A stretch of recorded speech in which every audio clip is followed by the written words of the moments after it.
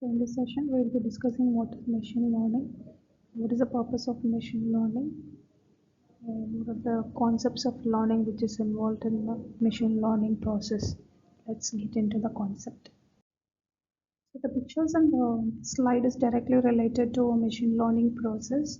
Each and every picture reveals certain learning that the machine have learned something and it assists the human to do the process in a better way and in an easier way. So that is a machine learning process. So at first picture basically describes a driver using a mobile application for finding the shortest distance from source to destination based on the traffic, as well as if the traffic is very heavy, it is going to reroute you. And the second picture is an Alexa. Alexa helps a person to cook the recipe based on his requirement. So this is one example for a machine learning, and the third picture clearly reveals you the certain recommendations of a food app. So if you see something to have your lunch, then obviously it will suggest you the recipes based on your previous history. So it is nothing but a machine learns from the experience whatever you likes from your surfing through the net, or if you order something from that, it will learn that the particular person likes this. So next time while you are opening an app, it will suggest you based on your previous history. So it's the best example of a machine learning, because machine learns itself what is your behavior and what is your likings and disliking, and based on that it is going to give you certain recommendation. And the fourth picture, that basically self-driving cars, which the driver is sitting and relaxing himself, but the machine is going to take decisions and it is going to drive the car itself. So these are all some examples of machine learning. So from this explanations, I hope so that you will understand what is machine learning. So the machine is going to learn something, and based on the learning it is going to give you certain informations which helps the user or the human to do anything in a better way, in an easier way and in a faster way. So categories of learning basically describes your different types of learning which is involved in machine learning process. The first category is supervised learning. So before getting into the concept technically, let us understand what is supervised learning non-technically. So here from the picture, it's been revealed that it's a classroom environment in which the student is learning something under the guidance of a faculty.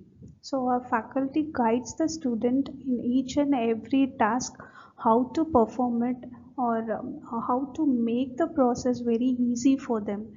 So under the supervision of a teacher, the student is learning something. So it is nothing but a supervised learning. And this is a best real-time example of supervised learning. Here the baby tries to walk under the supervision of his parent. So whenever he is doing something not correct, then his parent will correct him. So he is guiding him to learn the walking process correctly. This is a principle in which your supervised learning will work. So for supervised learning, the point here is first we will be giving certain inputs. Based on the inputs, the supervised learning will learn what it is. So once the learning have been completed by the supervised learning, then we will be giving certain inputs and ask the supervised learning model to identify what it is. If the supervised learning model correctly identify it based on the inputs which you have given, based on the learnings which it have been made from the given inputs, then it is well trained supervised learning model.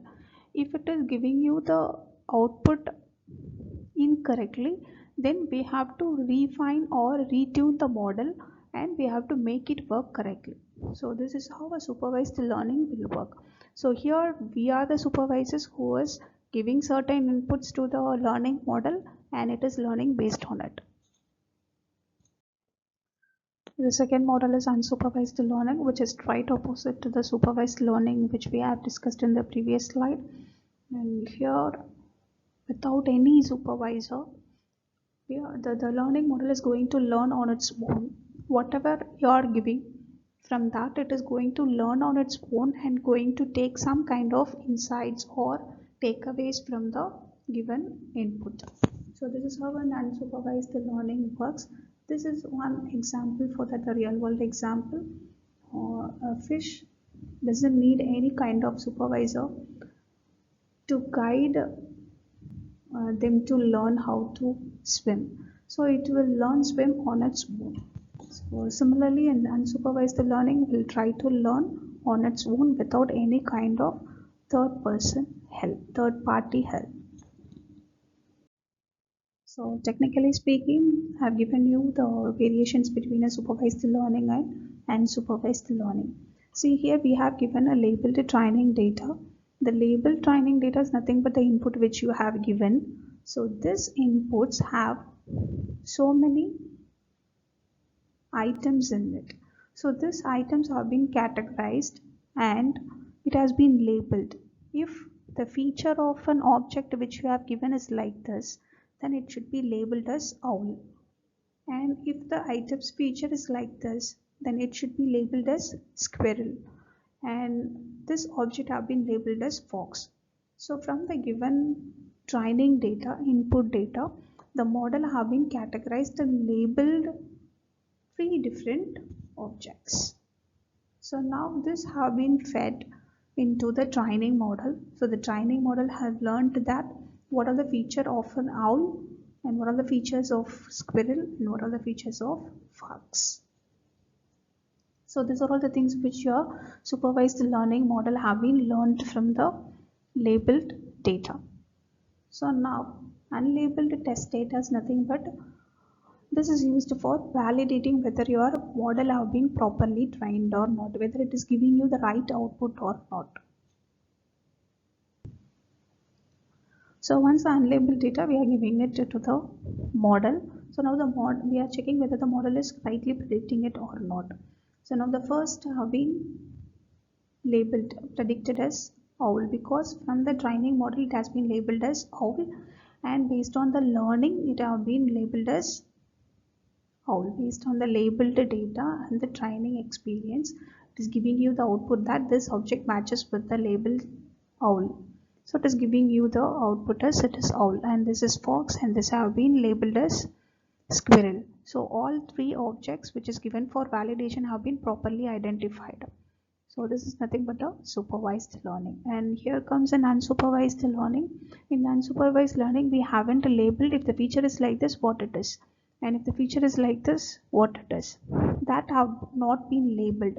So in unsupervised learning, we are having a unlabeled data. We are not giving any kind of information about the input what you have given to the training model. You are just giving the input, that's it. But in supervised learning, we have given the label each and every object, what it is, what the object is called. So it is nothing but a labeled data. So here in unsupervised learning, the unlabeled training data have been fed into the training model. This unsupervised learning model is going to learn something from this, right? So what it is going to learn is it doesn't have any kind of labels for the object. So directly it is going to cluster the data which are all having a similar feature. That objects all together is going to club into a single group. And this group is going to have some kind of label in it. So now if I give unlabeled test data into it, it will check under which cluster or under which group your given data is going to get matched, and it will give you output based on that. So this is the basic difference between a supervised learning and unsupervised learning. The point to note here is in supervised learning we are going to use unlabeled data, and in unsupervised learning you are going to use unlabeled data, which means your learning model doesn't have any details about the data which you are giving as an input here while training the model. Reinforcement learning model is the third type of learning model and machine learning process. It involves a continuous learning process. Whenever it do some mistakes, and from the mistakes it will learn and keep it as a learning. next time it will try to avoid the mistakes which have been done in the previous time. So like humans, if we are trying to do some tasks and if you are correctly doing it, you have learned from that it is correct, it is the correct way of doing it. If you are doing it wrong, from that also you will learn that this is not the correct way to do it, and next time you will do it correctly. So this is how your reinforcement learning model will work. Here two factors plays a vital role. One is critic and the next one is feedback score. So whenever the reinforcement learning model predicts the output correctly, then a positive feedback will be fed into the model from the human end. So it knows that it is correctly predicted, and that is one kind of learning which the reinforcement learning will keep into it, and also it will try to do it in a better way for the next time while it tries to predict it. And second one is negative feedback. If negative feedback will be fed by the human into the reinforcement learning model whenever the model wrongly predicts the given input. So that is nothing but a critic. So whenever a critic is received from the human end and the reinforcement model knows that it is not correct, so next time it will try to avoid that. So this is how a reinforcement learning model works. So this is the overall view of what is machine learning and purpose of it, and different types of learning models which is involved in machine learning process. Thank you.